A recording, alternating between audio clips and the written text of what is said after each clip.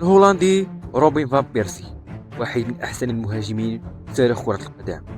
القصة ديالو بدات من تلميذ فاشل ومطرود من المدرسة، وصلت بواحد من اخطر الهدافين في العالم.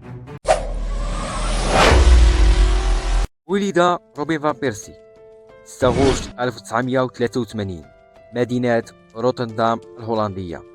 باه كان فنان، أمه كانت معلمة.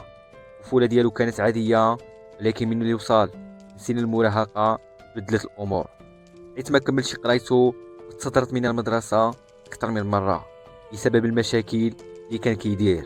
هادشي كان من بين الأسباب اللي خلاوه يمشي لكرة القدم. مشى جرب حظه في النادي ديال الحي اللي ساكن فيه، ومن بعد بسنين في 2001 بالضبط انتقل لنادي فاينورد روتردام. هنا بدات المسيرة الاحترافية ديالو، وقع معهم عقد لمدة 3 سنوات ونصف بسبب الموهبة ديالو والشخصية القوية، ولا قائد ديال الفئات الصغرى تحت 19 سنة وتحت 21 عام. ساهم فان بيرسي في فوز فاينورد بكأس الاتحاد الأوروبي عام 2002 ضد بوروسيا دورتموند، خدا جائزة أحسن لاعب شاب موسم 2001-2002 من الاتحاد الهولندي. لعب ذلك الموسم 28 لقاء ومارك 14 هدف بالتمام والكمال. موسم 2002-2003 اللي كان آخر موسم له مع الفريق الهولندي، وقعت مشكلة كبيرة في الماتش ديال ريال مدريد في السوبر الأوروبي. رئيس النادي قرر يخرجوا من التيران بلا سبب واضح. هذا القرار اللي عصبوا بزاف وخلى المشاكل تكبر بينه وبين الإدارة. من بعد قرر النادي بيعوه. كانوا بزاف ديال الأندية باغيينو: ايندهوفن، فيرت بريمن، اشبيليا وارسنال. المدرب ارسن فينغر قنع الإدارة ديال ارسنال يجيبوه ويتعاقدوا معاه. أول ماتش لعبوا مع ارسنال كانت بطولة الدرع الخيرية ضد مانشستر يونايتد. قدرت ارسنال ربحوا ب3-1، ولكن ما باش بزاف ذلك اللقاء. وهنا بدات الحكاية ديال فان بيرسي مع النادي اللندني. السنين الاولى ديالو مع ارسنال كانوا مزيانين، 2004 حتى 2010 لعب 197 مباراة وماركا 73 هدف. احسن موسم في هذه الفترة كان 2009 بالضبط، حيث سجل 20 هدف في 44 لقاء.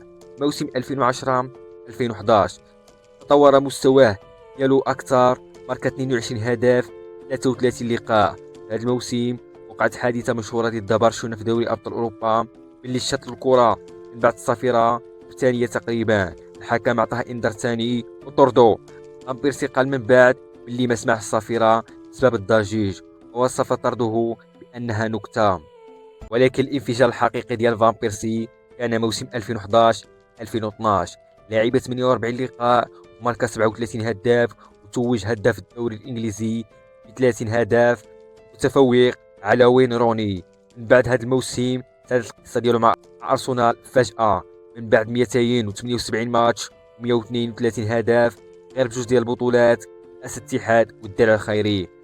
من بعد اللي خرج حيت النادي معطاش عرض التجديد المناسب، دخلوا أندية كبار للتعاقد مع فان بيرسي على غرار يوفنتوس، مانشستر سيتي.